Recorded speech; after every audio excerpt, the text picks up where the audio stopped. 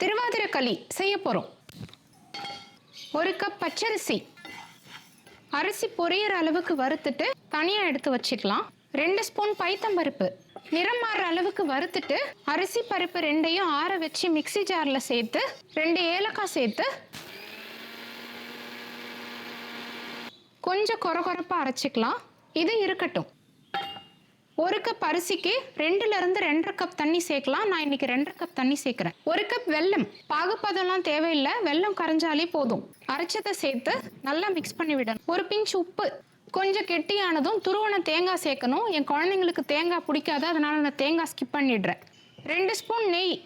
நல்லா திரண்டு வர ஸ்டேஜில் கொஞ்சமாக நெய் ஊற்றி முந்திரி, வறுத்த முந்திரியை சேர்த்து நல்லா மிக்ஸ் பண்ணி விட்டா திருவாதிரை களி ரெடி.